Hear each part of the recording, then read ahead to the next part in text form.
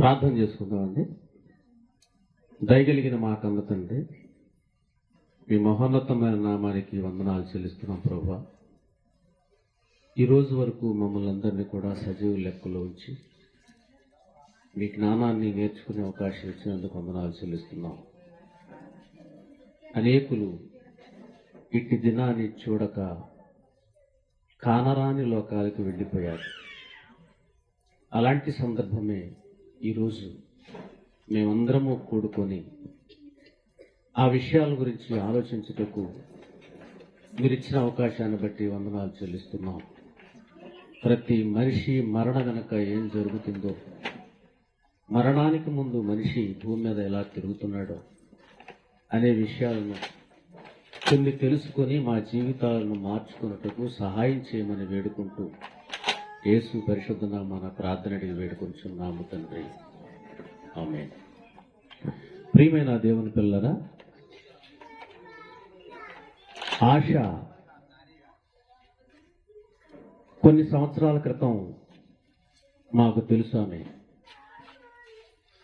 Bible జ్ఞానాన్ని నేర్చుకోవటానికి Bible కళాశాలకు వచ్చి కొంతకాలం ఆమె విద్య నేర్చుకుంది. దేవుని గురించి చాలా విషయాలు ఆమె తెలుసుకుంది. మన చనిపోయిన వార్త విన్న తర్వాత నాకు అంత త్వరగా గుర్తు రాలేదు. ఎందుకంటే ఆమెకు మాకు చాలా గ్యాప్ వచ్చింది. సుమారుగా నాకు తెలిసి 10 నుంచి 15 సంవత్సరాల గ్యాప్. ఫోటో చూసిన తర్వాతే ఆమె నేను గుర్తుపట్టాను. మొన్నటి వరకు మన మధ్యలో ఆమె ఉంది. గత కొన్ని రోజుల క్రితం మన మధ్యలోంచి ఆమె వెళ్ళిపోయింది. ఆమె వెళ్ళిపోయినటువంటి సందర్భాన్ని పురస్కరించుకొని ఈరోజు మనం ఇక్కడ కూడుకున్నాం. ఆమె ఫోటోకి దండలు కార్యక్రమాలన్నీ జరిపించుకుంటున్నాం. ఒక విషయం చెప్తా బాగా వినండి. కొంతకాలం తర్వాత మనందరం కూడా ఆ స్థానంలోకి వెళ్ళిపోతాం. వెళ్తారా? అలాగుంటారా? మన తర్వాత తరం వాళ్ళు మనల్ని కూడా అక్కడే చూసుకుంటారు. అంటే మరణం అనేది అందరికీ వచ్చి తీరుతుంది, నాకు రాదు అని ఎవరు అనుకోకండి. ఈరోజు ఉన్నవాళ్ళు రేపు కనిపిస్తారని గ్యారెంటీ లేదు. ఆమె మరణానికి సంబంధించిన ఈరోజు ఒక దినాన్ని ఏర్పాటు చేసుకొని మనందరం కూడుకున్నాం. మధ్యాహ్న కాల సమయంలో దైవ సేవకులు మీకు మంచి విషయాలు చెప్పి వెళ్ళారు. నవమణి రాజు గారు మంచి ప్లాన్ వేశారు. ఎలాగో ఈరోజు కూడుకుంటున్నాం గనక పగలు రాత్రి దేవుని వాక్యం వినిపించాలనే ఆశ ఆయన కలిగింది. దేవుడిచ్చిన ఈ అవకాశాన్ని మనం సద్వినియోగం చేసుకోవాలి. అంటే చెబుతున్న వాక్యాన్ని జాగ్రత్తగా విని దేవుడు రాయించిన మాటల్లో సత్యాన్ని గ్రహించి మన జీవితాలను మార్చుకోవాలి. చెప్పబడుతున్న ప్రతి దేవుని మాటను మీరు చాలా జాగ్రత్తగా వినాలి. దేవుడి మాట అంటే ఈరోజు చాలా మందికి పట్టటం లేదు, గౌరవం లేదు. ప్రపంచంలో గౌరవం లేనిది ఎవరికంటే దేవుడికే, మిగతా వాళ్ళందరికీ ఉంది. దేవుని కోణంలో దేవుని మాటను మనం ఆలోచిస్తే అప్పుడు మనకు దేవుడు అర్థమవుతాడు. కాలక్షేపానికి పెట్టుకుంటున్నారులే, పని పాట లేకుండా వాక్యాలు చదువుకుంటున్నారులే అనుకున్న వాళ్ళకి దేవుడు అర్థం కాడు. మన బ్రతుకు పుస్తకం బైబిల్. బైబిల్లో రాయబడిన సంగతులు మరే పుస్తకంలో లేవు, ఉండవు కూడా. మానవ మేధస్సుతో రాసింది కాదు ఇది. మనిషి తన మేధస్సుని బాగా పదును పెట్టి రాసింది కాదండి బైబిల్. దేవునిలో నుండి వచ్చినవి, దేవుని ఆలోచన ప్రకారంగా వచ్చాయి. వాటిని మనం పరిశోధించాలి అన్నాడు. రాయబడిన వాటిని మనం పరిశోధించాలి. చూద్దాం, దేవుడిచ్చిన అవకాశాన్ని మనం సద్వినియోగపరుచుకుందాం. ప్రసంగి గ్రంథము 10వ అధ్యాయం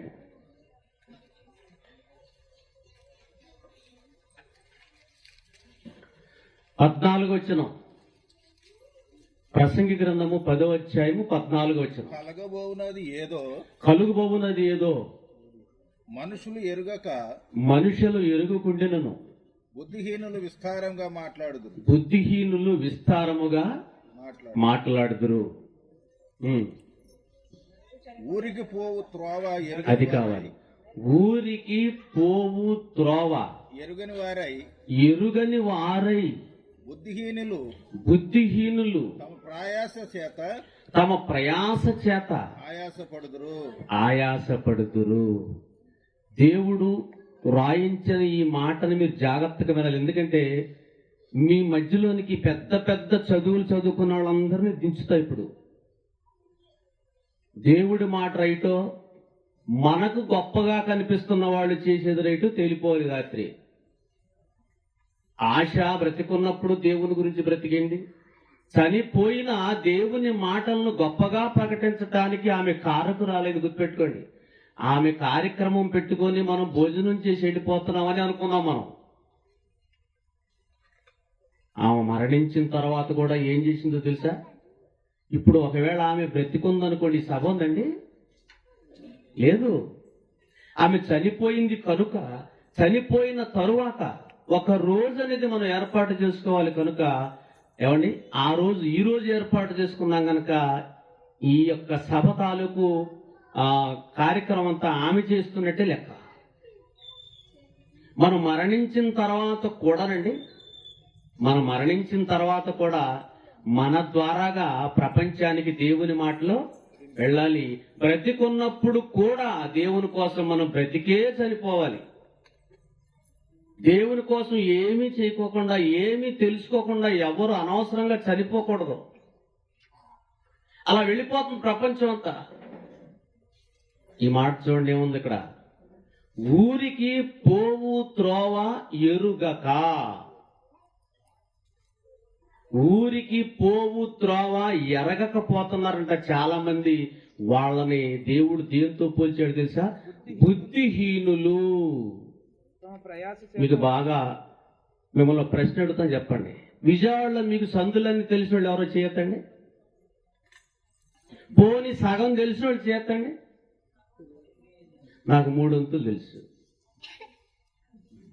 3 వంతులు నాకు తెలుసు. ఓకేనండి.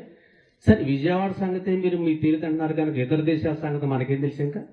కానండి, మనం వెళ్ళలేదు. కానీ లోకం చుట్టిన వీరుళ్ళు ఉన్నారంటే ప్రపంచంలో లోకం చుట్టిన వీరుడని ఒక సినిమా పేరు కూడా వచ్చింది. అంటే అర్థం ఏంటి? దేశాలన్నీ సంచరించేసిన వాళ్ళు, బిజినెస్ మ్యాగ్నెట్స్, వ్యాపార లావాదేవీల నిమిత్తం చాలా మంది బస్సు, రైళ్లు, రిక్షాలు ఎక్కరు. గంటకు 500, 1000 కిలోమీటర్ల వేగంతో వెళ్ళే జెట్ స్పీడ్ విమానాలు ఎక్కుతారు. వాళ్ళ బిజినెస్ అలాంటిది. బిల్ గేట్స్ లాంటి వాడు ఉన్నారనుకోండి, మాటికి ఏమెత్తాడు? విమానం ఎక్కుతాడు. అస్సలు బస్సు ఎక్కడు. కారు అంటే వాళ్ళకి చాలా చిన్నది. అది అంటే వాళ్ళ ప్రయాణాలు మనం ఆలోచించగలిగితేనండి, వాళ్ళు చూడనటువంటి స్థలాలు ఉండవు, వెళ్ళని ప్రదేశాలు ఉండవు. అన్నీ తెలుసు వాళ్ళకి, అన్నీ తెలుసు. నిజంగా మనిషికి ఇన్ని తెలిసిపోతే, పలానోడికి ఇన్నన్నీ తెలిసింది ధన్యుడు, పలానోడు దేశం అంతా తిరిగేశాడు చాలా గొప్పవాడు అనే మాట రాయాల్సింది పోయి దేవుడు క్రీస్తుకు పూర్వమే సుమారుగా, క్రీస్తుకు పూర్వమే రాయించిన మాట ఏంటి? ఊరికి పోవు త్రోవ తెలియని వాళ్ళు ఉన్నారంట భూమి మీద. ఇదేంటి? ఊరేంటి, వాడేంటి, దేశం ఏంటి, ప్రపంచం ఏంటి, మొత్తం చుట్టేస్తున్నారు కదా. మరి వాళ్ళకి తెలీదా? ఏ ఊరు ఎటు వెళ్ళాలో తెలీదా?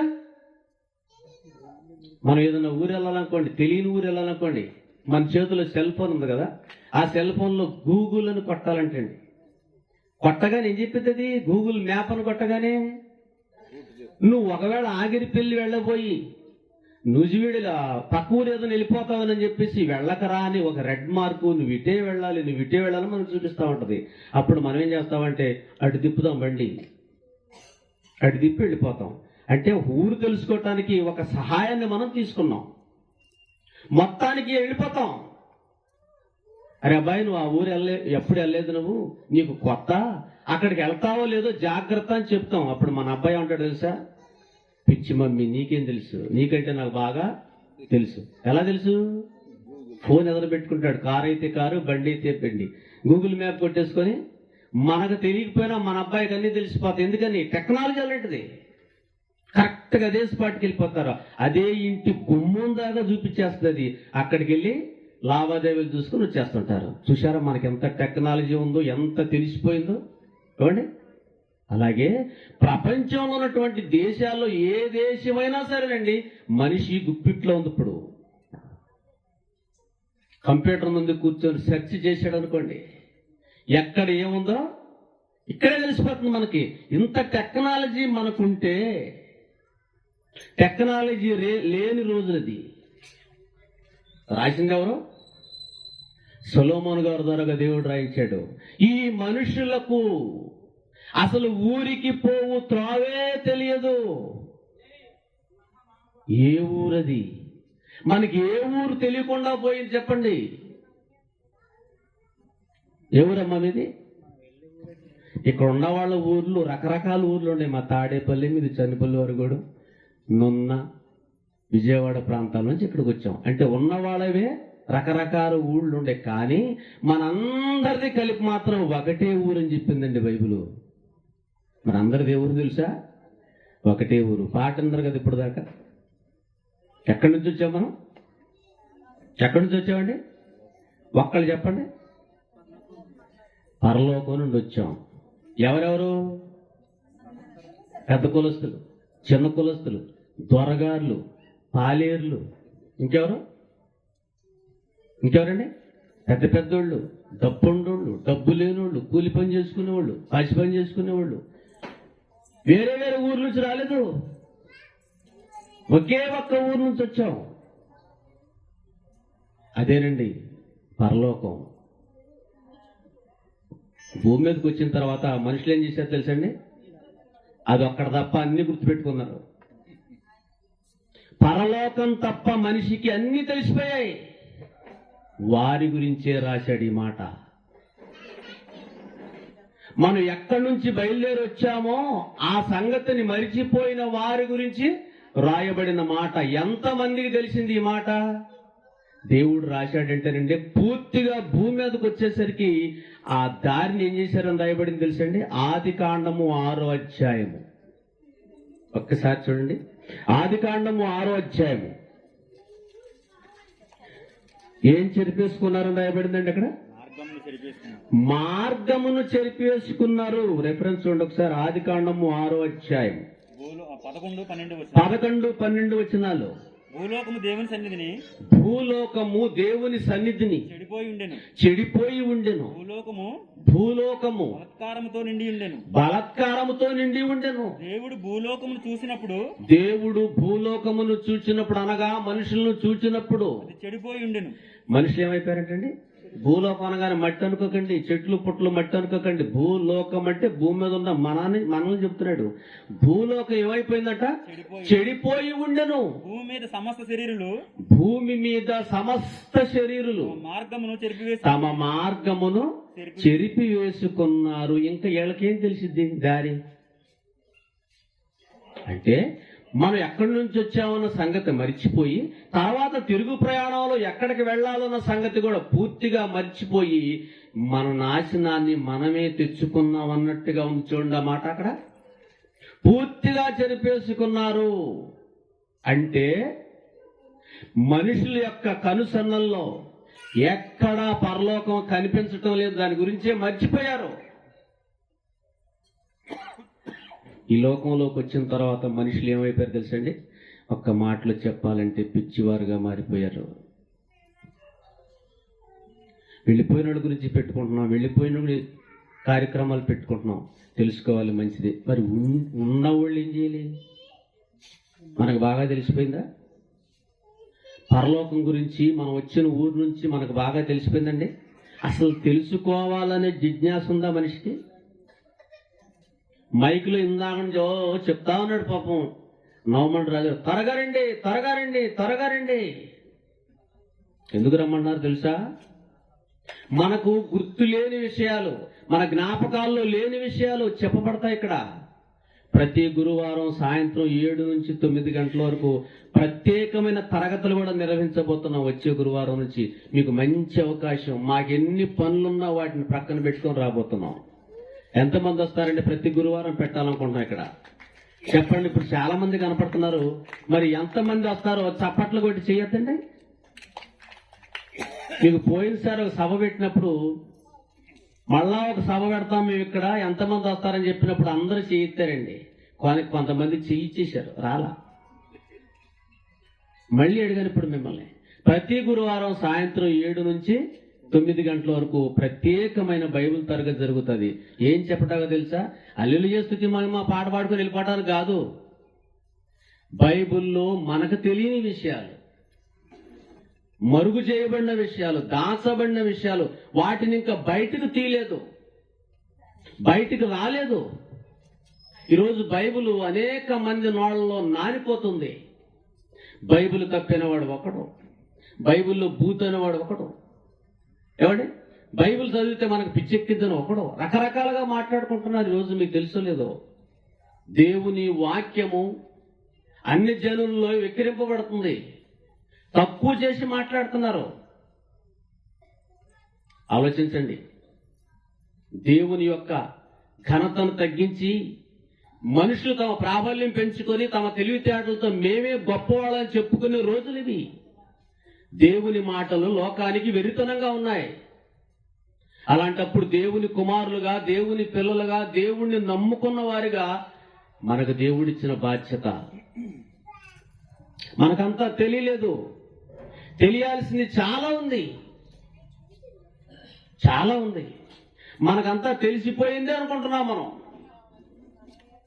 నేర్చుకోవాల్సిన విషయం చాలా ఉంది. గుడికి వెళ్ళి వచ్చేసి అంతా రాదు. గుడిలో కాసేపు దేవుణ్ణి స్తుతించడానికి, ప్రార్థించడానికి వెళ్తాం. అన్ని పాఠాలు మనకు తెలియదు, అన్ని విషయాలు అక్కడ తెలియదు మనకి. గుడికి ఒక రకంగా ఉంటుంది బోధ, గుడికి ఒక రకంగా ఉంటుంది కార్యక్రమం. అల్లరి ఒక చోట జరుగుతుంది. ఏమంటే క్రైస్తవులకి ఇల్లు ఇవ్వట్లేదని నిన్నానండి నేను. ఎందుకు ఇవ్వట్లేదంటే ఇది మీకు తెలుసు. రాజమండ్రిలో మా అబ్బాయికి ఇల్లు చూడటానికి వెళ్ళామండి. నోరు తెరిచి అడిగారు, మీరు క్రైస్తవులా అని. క్రైస్తవులు అన్నాం అనుకోండి, ఇల్లు లేదంటున్నారు. 4 ఇల్లు మారాడు ఇప్పటికి. ఈ 4వ ఇంట్లో కూడా వార్త లీక్ అయిపోయింది క్రైస్తవులు అని. భయపడిపోతున్నారు మేమంటే. మీరు ఏం భయపడకండి. వినాయక చవితి చేసుకున్నారు మొన్న. కావాలని ప్రసాదం తీసుకొచ్చే మా వాళ్ళకి ఇచ్చాను నేను. ముందే వాళ్ళకి అందించేసా. తీసుకుంటారు అన్న. తీసుకోకపోతే ఏం చేస్తారు? నువ్వు అర్జెంట్ ఖాళీ చేసేయి. అర్థమైందా? తీసుకుంటే మనదేం పోలేదులేండి. తీసుకున్నంత మాత్రాన మనకేమీ అవదు. ఎందుకు అబద్ధాన్ని నిజం చేసుకుంటారు చాలా మంది?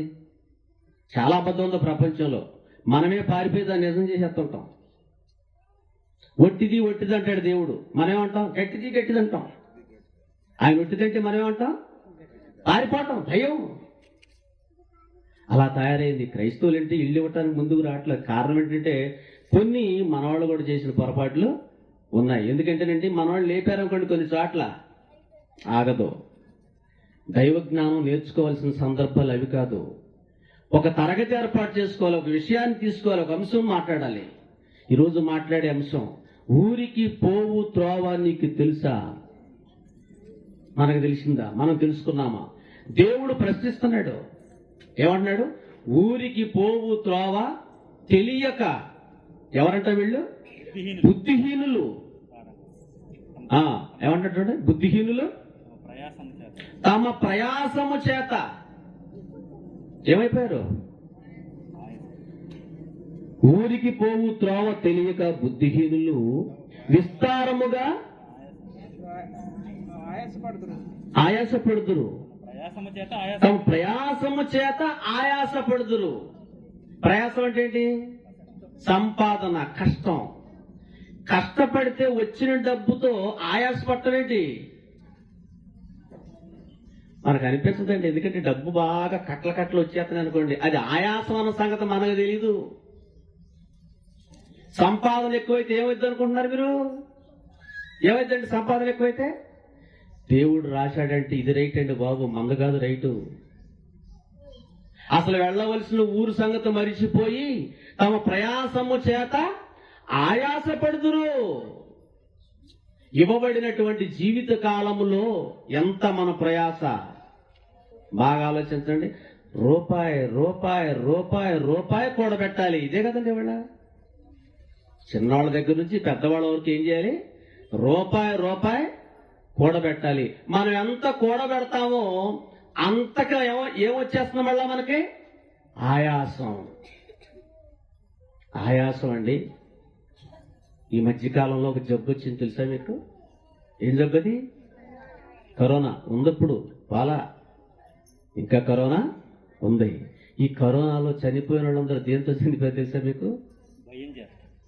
ఎస్, భయం ప్లస్ ఇంకోటి ఉంది, దేవుడు రాయించిన మాట, ఆయాసం. కరోనా వచ్చి కనుక ఆయాసం పట్టావా మా దండలు రెడీ చేసుకోవటమే చాలా కష్టం. కరోనా వచ్చిన పేషెంట్కి ఏం రాకూడదు తెలుసా అండి? ఆయాసం రాకూడదు. ఆయాసం వచ్చిందండి, 10 లక్షలు బెంచి మీద పెట్టేశాం మా బామ్మద్దికి. మామూలు ఆయాసం లాంటిది కదా అది, మామూలు ఆయాసం లాంటిది కదండి అది. అది వచ్చిందంటే వెళ్ళిపోవటమే. ప్రయాసము చేత ఆయాసపడుదురు. ఈ ఒక్క జబ్బు గురించి కదండి నేను మాట్లాడేది, ప్రపంచం అంతారండి బాబు. దేవుడు రాయించిన మాట, ఒకటి కలిమి విస్తరించడం అని జీవమునకు మూలము కాదు. అది విస్తరిస్తుందంటే మీకు పరలోకం దూరం అయిపోతుందని అర్థం. భూమి మీద నడవట్లా మనిషి, పట్టపగ్గాలు లేవు.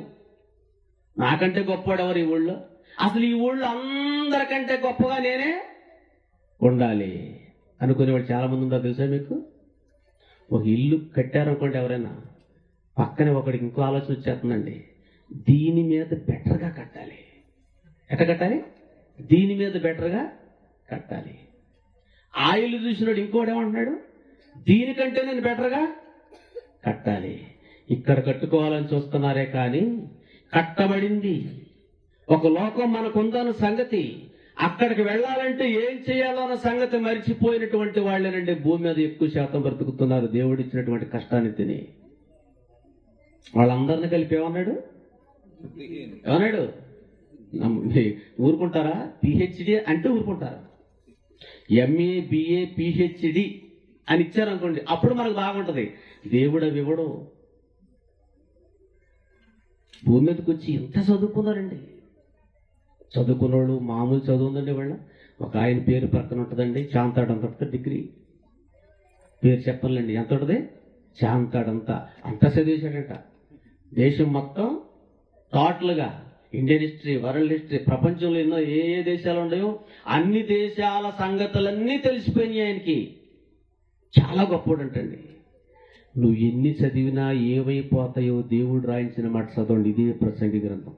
ఒక్కసారి చూడండి, 9వ అధ్యాయం, 9వ అధ్యాయం ప్రసంగి గ్రంథము 5వ వచనం చూడండి. 5వ వచనం, బ్రతికి ఉండువారు తాము సత్తురని ఎరుగుదురు, అయితే చచ్చిన వారు ఏమీ ఎరుగరు, వారి పేరు మరవబడి ఉన్నది. బ్రతికొండ వాళ్ళకి ఏం తెలుసంట? ఏదో ఒక రోజున చనిపోతామని అందరికి తెలుసంటండి, అందరికి తెలుసంట. కానీ బ్రతికి ఉండి వారు చనిపోతామని తెలుసుకున్నారంట.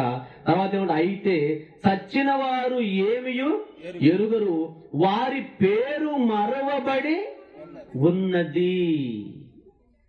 పేరు ప్రఖ్యాతలు, డిగ్రీలు ఇవన్నీ ఏమైపోతాయి?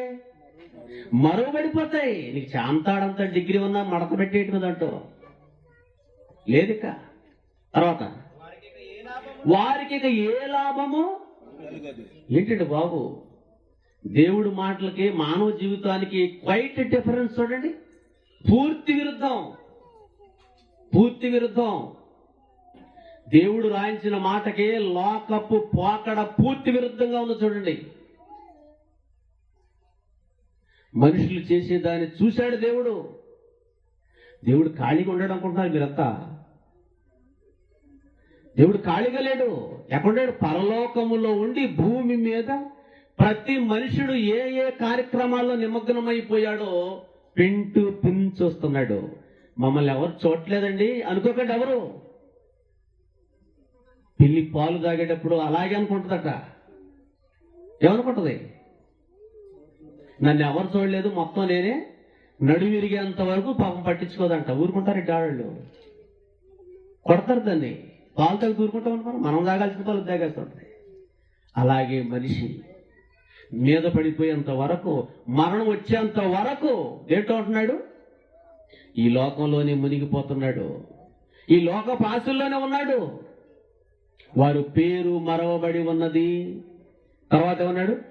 వారికి ఏ లాభము కలగదు, వారికి ప్రేమింపరు, పగపెట్టుకొనరు, అసూయపడరు, సూర్యుని కింద జరుగు వాటిలో దేని యందు వారికి ఎప్పటికీ వంతు లేదు. ఏముండవండి? ప్రేమ లేదు, పగ లేదు, ఏమీ లేదండి. సూర్యుని కింద ఉన్న వాటిలో అసలు ఈ వేటిల్లో వాళ్ళకి వంతు లేదు. కానీ మాయదారి జ్ఞానం అంతా వచ్చేసింది ప్రపంచంలోనికి. ప్రేమలు ఉంటాయంట, పగలు ఉంటాయంట, కక్షలు ఉంటాయంట. ఎవరికి? చనిపోయిన వాళ్ళకి. చనిపోయిన వాళ్ళకి ఏముంటాయి? ప్రేమ ఉంటుంది. ఎలా? ఈ జన్మలో సగం ప్రేమతో చచ్చిపోయాం. ఇద్దరం పెళ్లి చేసుకుందాం అనుకున్నాం. మీ అమ్మోళ్ళు నిన్ను లాక్కుపోయారు, మా అమ్మోళ్ళు నన్ను లాక్కుపోయారు. మన ఇద్దరి మధ్యలో ఏం చేశారు? అగాధం ఏర్పాటు చేశారు. మన కోరిక తీరలేదు. మనం ఏం చేద్దాం తెలుసా? ఇద్దరం కట్టకట్టుకుని గంగలో దూకుదాం. ఎందుకో తెలుసా? వచ్చే జన్మ ఒకటి మనకు ఉంది. వచ్చే జన్మ ఒకటి మనకే ఉంది. అప్పుడు ఏం చేసుకోవచ్చు? మనం శుభ్రంగా పెళ్లి చేసుకోవచ్చు. ఉందా లేదా ఈ సిస్టమ్? ఇప్పుడు నమ్ముతున్నారు లేదా? ఉన్నారు. లేరండి? సూసైడ్ చేసుకుని టీవీలో చూపిస్తున్నారు కదండి. చక్కగా ఈ ఫోన్ తీసుకొని నేను చచ్చిపోతాను, నా చావు కారణం మా అమ్మ కాదు, మా నాన్న కాదు, మరి ఎవరు? మేమే. ఇద్దరం ప్రేమించుకున్నాం. వచ్చే జన్మలో మీ ఇద్దరం చేసుకుంటాం, పెళ్లి చేసుకుంటాం. నమస్కారం అంటే వెళ్ళిపోతే చచ్చిపోవటమేక లబ్బో దిబ్బమ్మని ఏడుస్తున్నారు తల్లిదండ్రులు. వీళ్ళని ప్రేరేపించింది ఏంటి? వీళ్ళు ఇలా చేసుకోవాలి, వీళ్ళని ప్రేరేపించింది ఏంటో తెలుసా మీకు? లోకములో ఒక మాయ. దేవుని జ్ఞానం కాదు. దేవుడు ఎవరిని చచ్చిపోమని చెప్పడం. లోకంలో ఏమని తెలుసారండి? నీ కంటి ముందే 70 mm తెర మీద చూపిస్తున్నాడు. ఏమని? దేవదాసు మళ్ళీ పుట్టాడు. ఏది మిగిలి ఉండదు తాగటాక. ఆడు ఎందుకు చచ్చాడు తెలుసా మీకు? దేవదాసు ఎందుకు చచ్చిపోయాడమ్మా? తాగి తాగి. మళ్ళీ ఎందుకు పుట్టాడు? మళ్ళీ తాగి తాగటాక. విన్నారా సినిమాలు? దేవదాసు మళ్ళీ పుట్టాడు. ఎందుకంటే ప్రేమలో పట్టాడు. ఇవన్నీ ఆకర్షించేస్తున్నాయి మనుషుల్ని. అన్ని ఏముండవేక? ప్రేమ లేదు, దోమ లేదు, ఏముండదండి. చనిపోయిన తర్వాత ఏమి జరుగును, ఏమి సంభవించును నరులు ఎరగరని దేవుడు రాశాడు. కరాఖండికి రాశాడు బాబు ఇది. కానీ పిచ్చి పట్టిందండి ఒక్కొక్కరికి. సమాజాన్ని పాడు చేశారండి. ఇప్పటికే మాయండి అంతా. ఆ మాయలో పడిపోయే మనమేం మర్చిపోయాం? ఊరికి పోవు త్రావ మర్చిపోయాం. ఉదయాన్నే లేచి పొలం త్రావ పొలం, ఉద్యోగం త్రావ ఉద్యోగం. ఏమండి? అన్ని కార్యక్రమాలకు వెళ్ళిపోతున్నాం. ఒకటే మర్చిపోయాం. అదే ముందుగా చెప్పిన మాట మీకు. మనం వెళ్ళవలసినటువంటి ఆ స్థానాన్ని గురించే మనం మర్చిపోయి తిరుగుతున్నాం. అందుకే దేవుడు ఇలాంటి వాళ్ళందరి గురించి రాయించాడు. మనుషుల జ్ఞానంతో మనుషుల్ని పాడు చేసేస్తున్నారు. మన పిల్లల్ని మనకు దగ్గర లేకుండా చేసేస్తున్నారు. మీకు తెలుసో లేదో, ప్రపంచాన్ని ఆవరించింది అది. ఆవరించింది. సామాన్యులు చెప్తే వింటామంటే మనం పెద్ద పెద్ద మేధావులు చెప్పాలి. ఎవరు వాళ్ళు? అంతా తిరిగి వచ్చాడంటే అన్నీ తెలుసుంటే ఆయనకి. ఏం తెలియపోయినా ఆడేదో చెప్తాడని మనం అనుకుంటాం. అయితే దేవుడు ఎందుకు ఈ మాట రాయించాడు? ఎవరికి తెలిసింది ఊరికి వెళ్ళే త్రావ చెప్పండి. అందుకే మనల్ని దేవుడు ఎవరితో పోల్చాడో ఒక్కసారి చూడండి బైబిల్లో. అసలు మనం ఎవరో చెప్పేశాడు. అది ఆయన చెప్పిన రీతిలోనే ఉన్నామా లేదని చెక్ చేసుకోవాలి మనం. పేతురు గారు రాసిన మొదటి పత్రిక, పేతురు గారు రాసిన మొదటి పత్రిక 2వ అధ్యాయము 11వ వచనం చూడండి. పేతురు గారు రాసిన మొదటి పత్రిక 2వ అధ్యాయము 11వ వచనం. ప్రియులారా, మీరు పరదేశులను యాత్రికులనై ఉన్నారు కనుక ఆత్మకు విరోధముగా పోరాడు శరీరాశలను విసర్జించి అన్యజనులు మిమ్ములను ఏ విషయములో దుర్మార్గులను దూషించుదురో ఆ విషయములో వారు మీ సత్క్రియలను చూచి వాటిని బట్టి దర్శన దినమున దేవుణ్ణి మహిమపరుచునట్లు వారి మధ్యను మంచి ప్రవర్తన కలిగిన వారై ఉండవలెను. మొట్టమొదటి మాట ఏమన్నాడండి? ప్రియులారా, మీరు పరదేశులను యాత్రికులనై ఉన్నారు. మనం ఎవరంటండి? పరదేశులు అంటే ఎవరండి? పరాయి దేశం వాళ్ళం. ఏ దేశం? ఇండియాలో ఉన్నాం గాక అమెరికాను కాదు ఈ పదం. మనం ఇండియాలో ఉన్నాం గనక అమెరికా మన పరదేశం అనేది కాదండి. పరదేశులు అంటే బైబిల్ భాష ప్రకారంగా మనం ఇక్కడ వాళ్ళం కాదని, మనం ఈ లోకానికి సంబంధించిన వాళ్ళు కాదు. ఫస్ట్ ఆఫ్ ఆల్ ఒక దేశం నుండి వచ్చాం. మీరు పరదేశులను, నెక్స్ట్ ఏంటి? యాత్రికులనై ఉన్నారు. యాత్రికులు అంటే ఇళ్ళలా ఉంటారండి. సొంతూరు నుంచి బయలుదేరతారు, మరో ఊరికి వెళ్తారు. అది సొంతూరు కాదు. ఎక్స్కర్షన్ అంటారు, స్కూల్స్ లో అప్పుడప్పుడు తీసుకెళ్తుంటారు. ఒక బస్సు కట్టుకొని బయలుదేరతాం. ఎక్కడి నుంచి? మన సొంతూరు నుంచి బయలుదేరతాం. ఏ ఊరు వెళ్తాం? ఏదో ఒక కొత్త ప్రదేశానికి వెళ్తాం. అక్కడ అన్ని చూసుకొని మళ్ళా బస్సు ఎక్కి ఎక్కడికి వస్తామండి? మరలా సొంతూరుకు వస్తాం. ఇలా చెప్తే మీకు అర్థమవుతుంది. యాత్ర అంటే ఇది. చాలా మంది కాశీ యాత్రని, తర్వాత రామేశ్వరం యాత్రని, ఇటు పోతే చెన్నై అవతల వేళంగిరి మాత యాత్రని చాలా మంది చేసి వస్తుంటారండి. మీ ఊర్లో ఎవరైనా వెళితే అక్కడే ఉండారా వచ్చారండి? అక్కడే ఉండారా వచ్చారా? వచ్చేసాం. ఎందుకని? అబ్బో అక్కడ ఉండకూడదు. భార్య, పిల్లలు, ఇల్లు, వాకిలి, పొలం అక్కడే ఉండిపోతే ఎలాగా? కనుక ఇది మనూరు కదా, ఇక్కడికి మరలా తిరిగి రావాలి, మరలా మన పనులు మనం చేసుకోవాలి. అప్పుడప్పుడు మనం వెళ్ళొచ్చే ప్రదేశాన్ని యాత్ర అంటాం. యాత్రకి వెళ్ళిన వాడు ఎవ్వడు కూడానండి అక్కడ ఉండడు. మరలా తిరిగి రావాలి. ఎక్కడికి? ఎక్కడ బయలుదేరామో మరలా అక్కడికే వచ్చేయాలి. అవునా కదా? మీరు పొరుగురు వెళ్ళినప్పుడు ఒక ఫీలింగ్ మనకు వస్తుందండి. ఏంటో తెలుసండి? పొరుగురు వెళ్ళి మళ్ళీ ఇంటికి వచ్చేసి ఒక గుక్కి నీళ్లు దగ్గర కూర్చొని మనం రిలాక్స్గా ఏం మాట్లాడదు తెలుసండి? అమ్మయ్య మన ఇల్లే. ఏంటది? మన ఇల్లే. ఎందుకని? అక్కడ వెళ్ళిన ఇంట్లో మనకేం బాగలా. అందుకని రిలాక్స్ తీసుకోవటం కోసం మనిల్లే అని మనం ఫీల్ అయిపోతుంటాం. మరి ఈ ఫీలింగు మన లోకమే అని ఉందా మనకి? అంత రివర్స్ అయిపోయింది. చూసారండి? మనం వచ్చిన లోకాన్ని గురించి ఇంత బాగా మాట్లాడుకోవట్లా. మనం యాత్రకి వెళ్ళే ప్లేస్ ఉందే, చికాకు పెట్టే ప్లేసు, మిమ్మల్ని ఊరించే ప్లేసు, మనందరిని ఆడించే ప్లేసు, మత్తులో జోగించే ప్లేసు యాత్రా స్థలం. దాని మీదే మొక్కు పెట్టుకున్నాం. అందుకే దీన్ని ఏ స్థలం అన్నాడు దేవుడు? యాత్ర. మీరు యాత్రికులు యాత్ర చేయడానికి వెళ్ళారు. ఎక్కడి నుంచి వెళ్ళారు? నా దగ్గర నుంచి బయలుదేరి భూమండలం మీదకి యాత్ర చేయడానికి వెళ్ళారు. మీరు యాత్రికులు, మీరు పరదేశులను యాత్రికులై ఉన్నారు కనుక ఆత్మకు విరోధముగా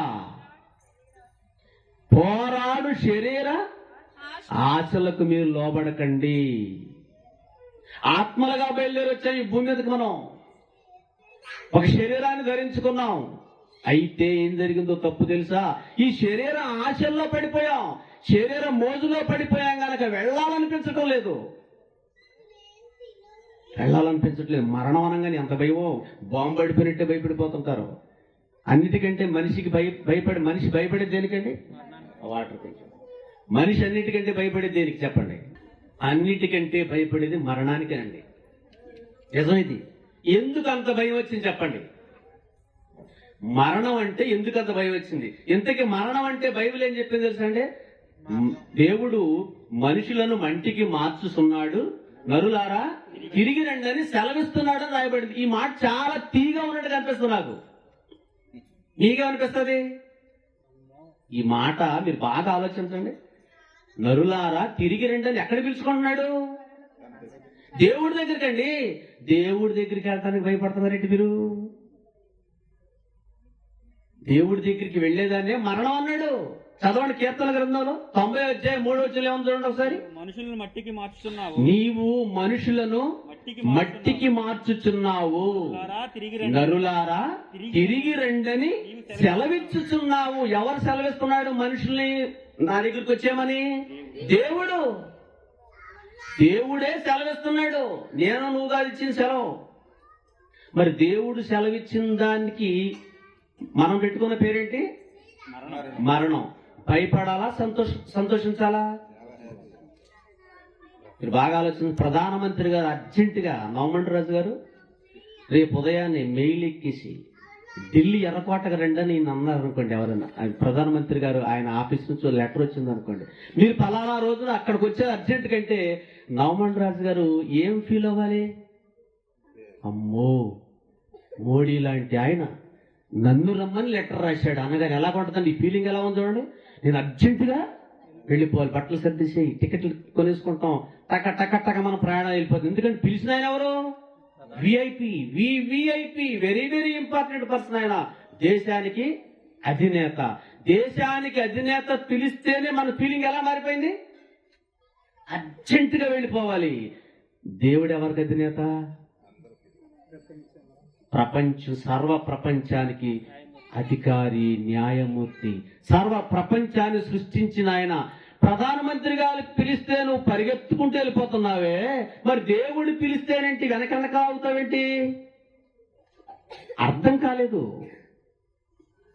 మరణం అంటే ఎందుకు భయపడుతున్నాడో చెప్తాను, బాగా వినండి. ఈ లోకాశల్లో పేకల్లోతు కూరుకుపోయావు గనక భయపడుతున్నావు.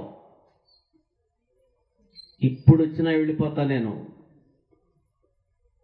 4 గంటల టైంలో డిపోలో ఇన్సూరెన్స్ పేపర్ మీద సంతకం పెట్టాలి రండి అని చెప్పి పిలిచారు మమ్మల్ని. మేము డ్యూటీలో చనిపోతే వెంటనే నా భార్యకి 40 లక్షలు వస్తాయి. తెలుసా మీకు? ఒక స్కీమ్ పెట్టారు మాకు. చనిపోయినాక డ్యూటీలో వెళ్ళిపోయాం అనుకోండి, ఎన్ని లక్షలు? కళ్ళు తిరుగుతుంది. 40 లక్షలు అంటే తక్కువ డబ్బేంటి? ఫ్రీగా సంతకం పెట్టక రమ్మన్నారు. వెళ్ళాను. ఆ సంతకం పెట్టడానికి 2 ష్యూరిటీలు కావాలంట, 2 విట్నెస్ కావాలంట. మరి నా నోట్లో ఫ్లో వచ్చేసింది ఆ మాట. అబ్బాయి నాకు 40 లక్షలు రావటానికి సంతకం పెట్టవా అన్నానండి ఒకడిని. అది ఏమన్నాడు తెలుసా? అరే ఆ మాట అనకన్నాడు. అంటే నేనేమన్నానని అర్థం? నేను చచ్చిపోతే నాకు 40 లక్షలు రావడానికి నాకు సహాయం చేయండి అని నేను అడిగినట్టుగా. అతనేం ఫీల్ అయ్యాడు? అదే అలాగన్నా మాకంటే అర్థం ఏంటి? మనం మరణించకూడదు, పోతే పోయిన 40 లక్షలు ఆ మాట అనకూడదు. పోతే పోయి 40 లక్షలు స్కీమ్ ఎందుకు పెట్టావు? చూశారా? పోతే పోయి అనుకున్నాడు 40 లక్షలు ఇస్తాడా? అంటే భయం. మరణం అంటే ఏంటి? విపరీతమైన భయం. మరణం అనే భయం అసలు దేవుని పిల్లలుగా మనకు అస్సలు ఉండకూడదు. భయపడేవాడెవడో తెలుసా? ఊరికి పోవు త్రోవ ఎరుగని వాడు, గమ్యం తెలియని వాడు. మనం వెళ్ళేది మన తండ్రి ఇంటికి. ఎక్కడికి? శ్మశానానికి అనుకుంటున్నారు మీరు? బాక్సులు కనుకుంటున్నారా మీరు? ఊరికి దూరంగా వెళ్ళిపోతాం అనుకుంటారా మీరు? ఇది మన దేహం. ఈ లోకంలో మనం వాడుకోవటానికి మనకి ఇవ్వబడిన దేహం, దాన్ని బాధ పెట్టేశాం. కానీ దేహములో విలువైన వాడు నువ్వు మాత్రం వెళ్ళిపోతావు. వెళ్ళిపోయేదాన్నే త్రోవ, మార్గం తెలుసుకోవాలి. భూమి మీద తెలుసుకున్నవాడు బుద్ధిమంతుడు, తెలుసుకొనని వాడెవరు? బుద్ధిహీనుడు. అక్కడ ఎవరైనా ఉండొచ్చు, ఏ డిగ్రీ ఉన్నవాడైనా ఉండొచ్చు.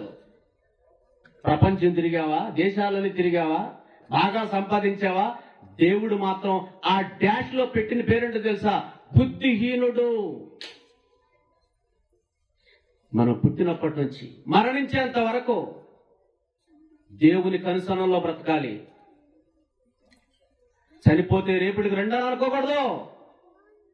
బ్రతుకుట క్రీస్తు, చావైతే మేలు. పెద్ద మిలీనియర్ అన్న మాట అందా ఎవరనుకుంటారు మీరు? అపోస్తులుడైన పౌలు సామాన్యుడు కాదు. ధర్మశాస్త్రాన్ని అలా చదివేశాడంటే ఆయన తెలిసినట్టుగా ఎవరో తెలీదు. గమలీయేలు పాదాల దగ్గర నేర్చుకున్నప్పటికీ నిష్ఠాగరిష్ఠుడు ఎవరు? పౌలు గారు. ఆయన భక్తి మూర్తిభవం అయిపోయింది. అంటే అక్కడికి పీక్ స్టేజ్లోకి వెళ్ళిపోయాడు. ఆయన ఎక్కడికి వెళ్ళిపోయాడు తెలుసా అండి?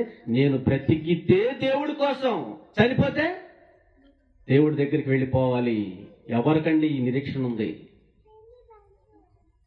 అందుకే భూమి మీద ఇలా బ్రతికే వాళ్ళందరినీ దేవుడు అన్న మాట ఇది. ఊరికి పోవు త్రోవ తెలియని వారు.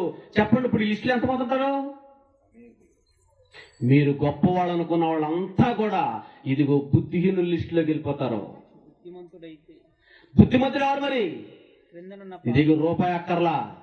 సామెతల గ్రంథము 15వ అధ్యాయం 24వ వచనం చూడండి ఒకసారి. సామెతల గ్రంథము 15వ అధ్యాయం 24వ వచనము. క్రిందనున్న పాతాళమును తప్పించుకొనవలెనని బుద్ధిమంతుడు పరమునకు పోవు జీవ మార్గమును నడుచుకొనును. చూశారండి?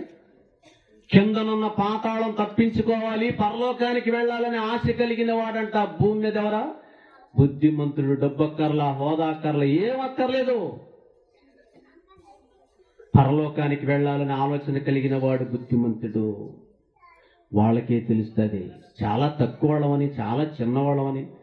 ఏమండి, ఎన్ని పేర్లు పెట్టేశారండి. యేసు ప్రభువుని నమ్ముకున్నందుకు మనకు వచ్చిన రివార్డులు అన్నీ ఇన్ని కాదు.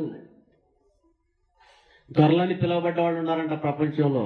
కానీ దేవుడు ఎన్నిక లేని వారినే ఏమండి ఏం చేశాడు? పరలోకం మీదే. మత్తయి సువార్త 5వ అధ్యాయంలో చెప్పాడు కదండి. 5వ అధ్యాయం కొండ మీద ప్రసంగం చూడండి ఒకసారి. చూడండి, ఎవరు ధనులు చెప్పాడు, ఎవరికి పరలోక రాజ్యం చెప్పాడు చూడండి. ఆత్మ విషయమై దీనులైన వారు ధన్యులు, పరలోక రాజ్యము వారిది. దుఃఖపడు వారు ధన్యులు, వారు ఓదార్చబడుదురు. ఇక్కడ దుఃఖం అయితే ఓదార్పు అక్కడ. ఆత్మ విషయం దీనత్వం కలిగి ఉన్నావు అనుకో, నువ్వు దీనుడు అయిపోయావు అనుకో, పరలోక రాజ్యము నీది. దుఃఖపడువారు ధన్యులు, వారు ఓదార్చబడుదురు. సాత్వికులు ధన్యులు, వారు భూలోకమును స్వతంత్రించుకొందురు. నీతి కొరకు ఆకలి దప్పులు గలవారు ధన్యులు, వారు తృప్తిపరచబడుదురు. చూశారండి? ఇక్కడ మీరు దేనికోసమైతే పాటు పడతారో మీకు తృప్తి అక్కడ. ఎవరి గురించి చెప్పాడు మాట? ఎవరికి చెప్తున్నాడు యేసుప్రభు మరి మాట? ఎవరు కూర్చున్నారు అక్కడ? చేపలు పట్టుకునే వాళ్ళు ముందుగా శిష్యులు, వాళ్ళతో పాటుగా జన సమూహం. యేసుక్రీస్తు మాటలు ఎవరికంటే అర్థమైంది? పెద్ద పెద్ద సభలు జరుగుతున్నప్పుడు అక్కడ ఎలాంటి వాళ్ళు కూర్చుంటారు తెలుసా? మనలాంటి వాళ్ళు ఇలా అనుకోండి, ఎక్కడ కూర్చోబెడతారు? ఎక్కడ కూర్చోబెడతారండి? తెల్ల పంచ, తెల్ల షర్టు, లేక తెల్ల ప్యాంటు, మంచి ఒంటి నిండా నగలు వేసుకొని వచ్చిన వాళ్ళకి వేరే సీట్ ఉంటుంది. చిరిగిపోయిన బట్టలు వేసుకొచ్చిన వాళ్ళకి వేరే సీట్ ఉంటుంది. తెలుసా మీకు? అలాంటి చోటుకి వెళ్ళకండి. అలాంటి చోటుకి వెళ్తే ఏమైపోద్ది? పరువు పద్ది. దేవుడి దృష్టిలో ఈ లోకంలో ఎవరు ఎన్నిక లేని వాళ్ళు అనుకుంటున్నారో వాళ్ళందరినీ దేవుడు చేరదీశాడు. భూమి మీదకి వస్తే వెళ్తామే. ఏ అధికారి దగ్గరికి వెళ్ళిపోలే యేసుక్రీస్తు. పరలోకం నుండి చూస్తున్నాడు భూమి మీద. తన పిల్లలు ఏం జరుగుతుందో దేవుడికి అన్ని తెలుసండి. యేసుక్రీస్తు రాకపోతే అంధకారమే దేశం, ఈ ప్రపంచం. ఆయన సంగతి చాలా మంది తెలియట్లేదు. ఏదో వచ్చాడు, పాపం ఒక అంగీతోని తిరిగాడు. శిలువలో ఆయనకి ఏం లేకుండా పోయిందంట. శిలువలో యేసుప్రభు వారికి చిన్న గుడ్డ మొక్కే ఉందంట. ఒక ఆయన ఉంటాడు, ఇంతలా ఉంటాడు, ఊరి సరిపోతాడు కోసేస్తే. యేసుప్రభు వారి శిలువలు ఏమిటంటండి? చిన్న గుడ్డ ముక్క మా దేవుళ్ళకి ఏముందో తెలుసా అంటున్నాడు. మీరు ధనవంతులు బాబు, మీకు ఎన్నో ఉంటాయి, ఏం చేద్దాం మరి? యేసుప్రభు వారు పేదోడు, మరి ఏం చేద్దాం? 3 మేకులు పీక్కోలేనుడు అన్నాడు. ఏం పీక్కోలేదంట? 3 మేకులు పీక్కోలేనుడు. ఆయన ఏం దేవుడు అంటున్నాడు? పీక్కోలేదు కనుకే యేసు దేవుడయ్యాడు. పీక్కుంటే ఏమండి మరణానికి వచ్చేసాడు ఆయన. యేసు ప్రభువారు చనిపోటానికి సిద్ధపడి వచ్చాడా? ఆ ఊరకనే నటించి వెళ్ళిపోటానికి వచ్చాడా? చనిపోవటానికి సిద్ధపడి వచ్చాడు. చాలా మంది చనిపోవటానికి మందు వేసుకుంటారండి. మందు వేసుకుంటారు. ఎందుకు వేసుకుంటారండి? నేను చనిపోవాలని వేసుకుంటున్నారు, ఆత్మహత్య చేసుకుంటున్నారు. అలా కాదు, మనందరి కోసం చనిపోవటానికి ఇష్టపడే సుప్రభు వచ్చాడు. ఎందుకు మనందరి కోసం చనిపోవాలనుకున్నాడు ఆయన? మనందరం కూడా ఇక్కడ బానిస సంఖ్యల కింద బంధింపబడి ఉన్నాము. అదేనండి బాబు, పాపములో బందీ అయి ఉన్న మనందరి బానిస సంఖ్యలు తెగాలంటే ఏమవ్వాలి? అక్కడ ఆయనకి మేకులు దిగాలి. అందుకే దించుకున్నాడు. పీక్కున్నాడు అనుకోండి, ఒకవేళ తీసేసుకున్నాడు, అక్కడే తీసేసుకున్నాడు అనుకోండి, ఆయన అంతటికి ఆయన తీసేసుకున్నాడు అనుకోండి, మనం ఏమైపోయాడో తెలుసండి? అసలు లేదు, మనకు అసలు పుట్టగతులు లేవు. అందరూ నరకానికి వెళ్ళిపోవాల్సిందే. మన కోసం బలయ్యాడైన. రాకమునిపే ప్రవక్తల చేత రాయించిన మాటలు ఈ రాత్రి మనం చదువుకుందాం. ఒక మాట ఆఖరిగా చెప్తాను. దెస్సలోనికీయులకు రాసినటువంటి మొదటి పత్రిక 4వ అధ్యాయము 13-14 వచనాలు చాలా ఇంపార్టెంట్. మీరు ఎప్పుడు చదివింది ఇది, ఒకసారి మరలా ఇప్పుడు చూద్దాం. నిరీక్షణ లేని ఇతరుల వలె మీరు దుఃఖపడకుండా నిమిత్తము నిద్రించుచున్న వారిని గూర్చి మీకు తెలియకుండా మాకిష్టము లేదు. బాగా వినండి. నిరీక్షణ లేని ఇతరుల వలె మీకు తెలిసిపోవాలి. నిరీక్షణ లేని ప్రజలు చాలా మంది భూమి మీద ఉన్నారు. వాళ్ళకి నిరీక్షణ లేదు. ఏ నిరీక్షణ లేదు అంటే తర్వాత చెప్తున్నాడు ఆయన. యేసు మృతి పొంది తిరిగి లేచనని మనము నమ్మితే అదే ప్రకారము యేసునందు నిద్రించిన వారిని దేవుడు ఆయనతో కూడా వెంటబెట్టుకొని వచ్చును అనేది మన నిరీక్షణ. గుర్తుపెట్టుకోండి. ఈ నిరీక్షణ లోకానికి లేదు. ఉందండి? చనిపోతాడంట మనిషి, కొంతకాలమే నరకంలోకి వెళ్తాడంటండి. ఏది? తప్పు చేసినాడు. ఎంతకాలం? కొంతకాలమే వెళ్ళి ఆ కొంతకాలం ముగించుకొని మరలా భూమి మీదకి వచ్చేస్తాడంట. ఎలాగొస్తాడు? సినిమా యాక్టర్గా చనిపోయాడు ఒకడు. సినిమా యాక్టర్గా రాడు, ఓ పందిలాగా వస్తాడు. తెలుసా మీకు?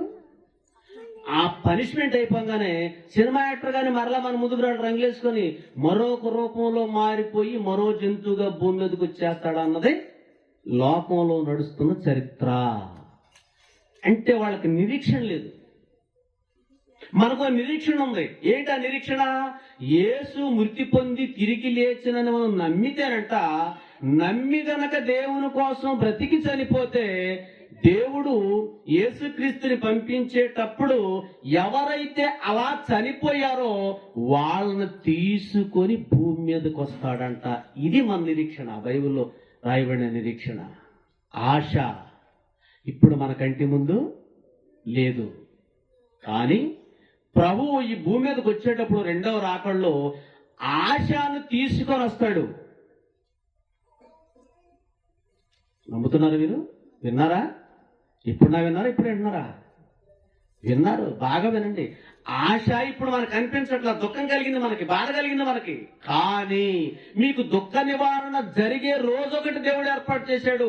ఏమండి, 1000 సంవత్సరాల తర్వాత అయినా మీకు ఆశ కనిపిస్తే మీరు ఫీలింగ్ ఏంటి? సంతోషపడతారా లేదా? సంతోషపడతారండి. కనుక దుఃఖపడకండి అన్నాడు. నిద్రించిన వారి గురించి మీరు బాధపడకండి. ఆశ మన కంటి ముందు కనిపించకుండా వెళ్ళిపోయింది. కానీ ఆమె భక్తి జీవితాన్ని బట్టి ఆమె గనక దేవునికి ఇష్టంగా బ్రతికి ఉంటే యేసుక్రీస్తు మరలా వచ్చేటప్పుడు ఆశ అని మీరు ఎక్కడ ఊరు బయట సమాధి చేశారో ఆ సమాధిలోనే మహిమ శరీరాన్ని ఇచ్చి ఇదిగో బయటికి తీసుకొస్తాడు ఆమెనే. ఇది మన నిరీక్షణ. ఈ నిరీక్షణ ప్రపంచంలో మిగతా వాళ్ళకు లేదు. చనిపోయాం, అయిపోయింది. మనిషిలాగా చనిపోయాడు, పక్షిలాగా వచ్చాడు. మనిషిలాగా చచ్చిపోయాడు, జంతువులాగా వచ్చాడు. మానవత్వానికి విలువ లేదు అంటే మరో లోకానికి వెళ్ళరా? మరో లోకానికి వెళ్ళరండి. భూమి మీద మనిషి చనిపోయిన వెంటనే ఎక్కడికి వెళ్ళిపోతాడు? పాతాళ లోక ప్రవేశానికి వెళ్ళిపోవాలి. అక్కడ ఆ పాతాళంలో దేవుడు నిర్ణయించిన స్థలాలు 2 ఉన్నాయి. మీరు గతంలో చదువుకున్న తర్వాత మళ్ళా మాట్లాడతాను. ఆ రెండిట్లో నెమ్మది పొందే స్థలం ఒకటైతే వేదనకరమైన స్థలం ఒకటి ఉంది. వేదనకరమైన స్థలానికి వెళ్ళావో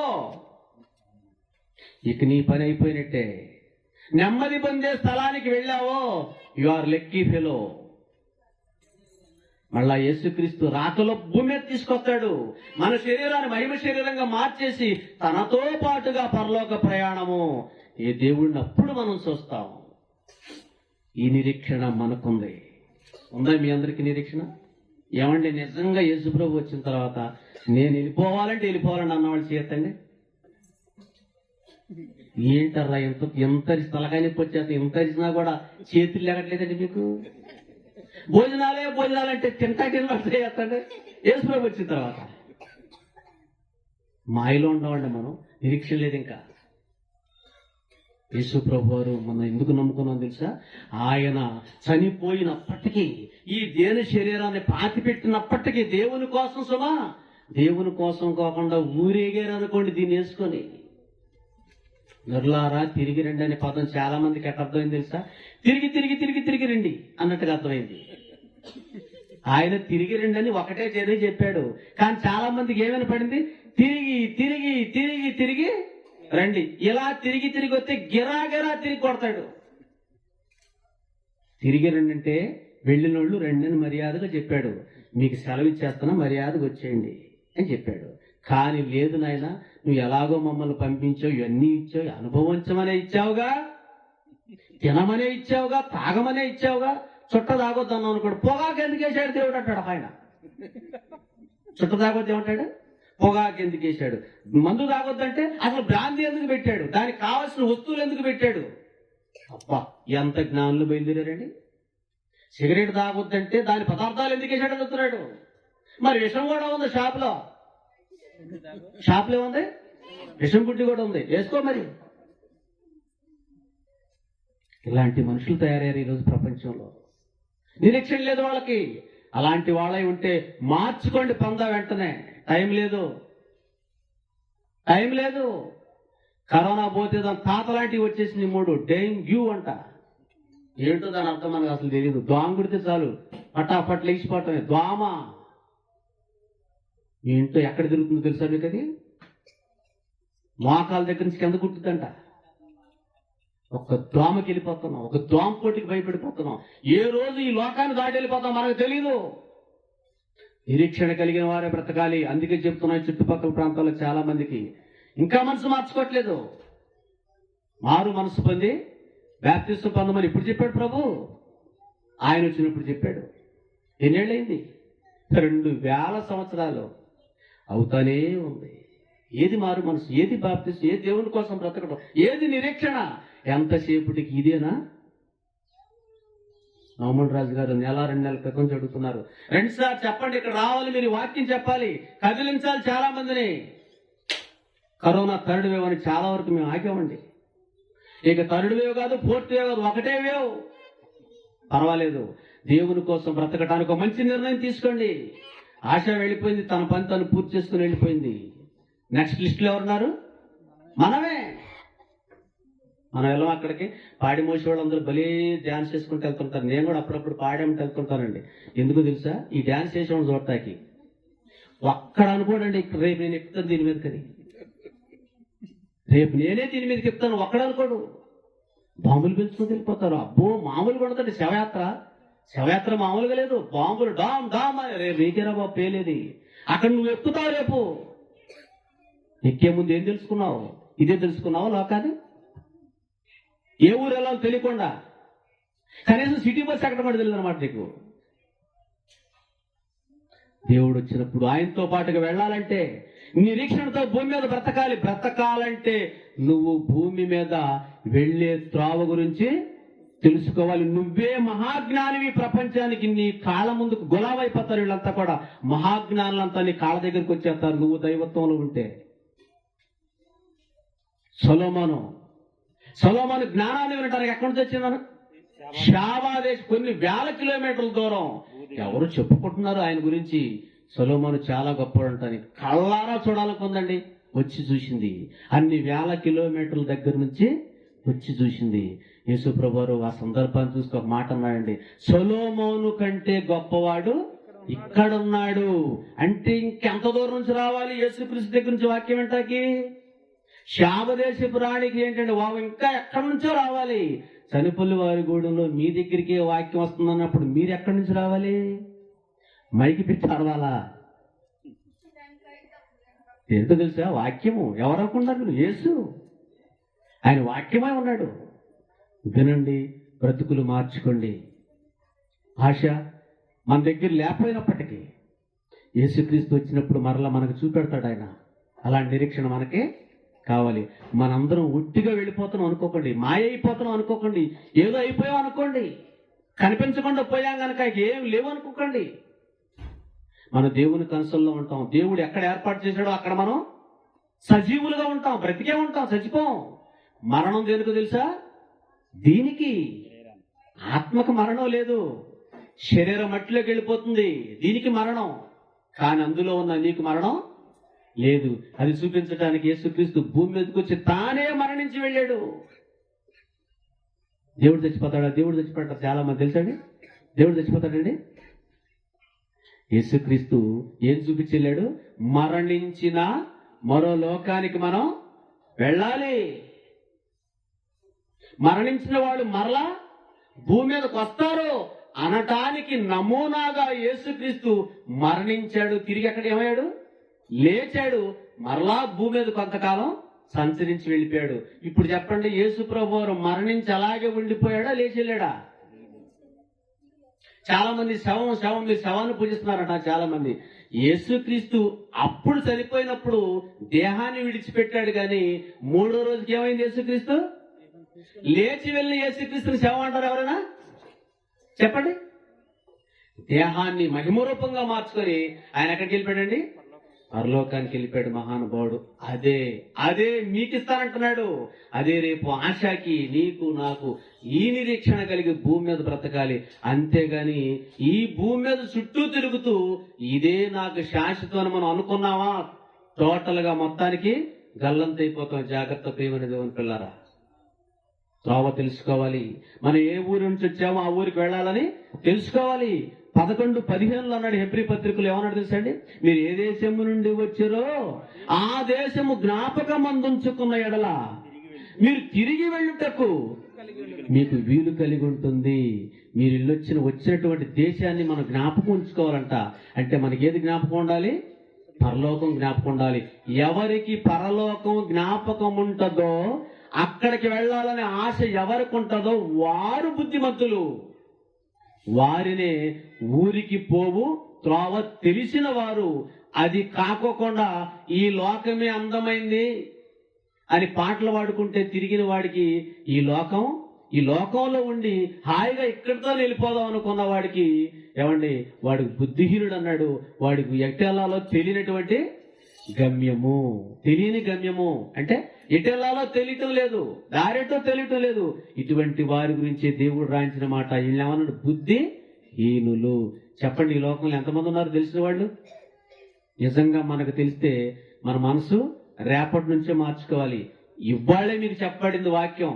నిజంగానండి, నేను కూడా తెలుసుకోవాలనుకుంటున్నాను, బాగా నేర్చుకోవాలనుకుంటున్నాను, తెలుసుకోవాలనుకుంటున్నాను. అంటే మీకు వచ్చిన గోల్డెన్ ఛాన్స్, బంగారపు అవకాశం. వచ్చే గురువారం మరలా ఇక్కడికి దేవుని వాక్యంతో వస్తాము. మీరందరూ వస్తారని ఆశిస్తూ నా మాటలు ముగిస్తున్నాను. ప్రార్థన చేసుకుందాం. దయగలిగిన మా కన్న తండ్రి, మీ ఉన్నతమైన నామానికి వందనాలు చెల్లిస్తున్నాం ప్రభువా. ఆశను బట్టి ఈ కూడిక ఏర్పాటు చేశారు మీ పిల్లలు. తన జీవిత కాలంలో మీకోసం బ్రతికిందని, మీ మాటలు విన్నదని మేము విన్నాం. ఎవరైనా తర్వాత ఆ స్థానంలోనికి వెళ్ళిపోవలసిన వాళ్ళని, బ్రతికుండగానే మీ మాటలు వినాలని, అన్నీ తెలుసుకోవాలని, మా ముగింపు తర్వాత మేము ఎక్కడికి వెళ్ళాలో అనే విషయాలను తెలుసుకునే అవకాశం మా అందరికీ అనుగ్రహించండి. నవమన్ రాజు గారు చేసే ఈ ప్రయత్నానికి, ఈ కార్యక్రమానికి వారికి రావాల్సినటువంటి ప్రతిఫలాన్ని వారికి అనుగ్రహించండి. మరి దుఃఖములు ఉన్నట్టు కుటుంబాన్ని మీరు ఓదార్చండి. మీ మాటలు వింటున్నప్పుడు మాకెంతో ఆదరణ కలిగింది. ఆ ఆదరణ ఆ కుటుంబీకులు అనుగ్రహించమని వేడుకుంటూ, కూడి వచ్చిన బిడ్డలందరినీ కూడా మీరు జ్ఞాపకం చేసుకోమని కోరుకుంటూ, యేసు పరిశుద్ధ నామాన్ని ప్రార్థన అడిగి వేడుకొంచున్నాము తండ్రి. ఆమేన్. మీ అందరికి వందనాలండి.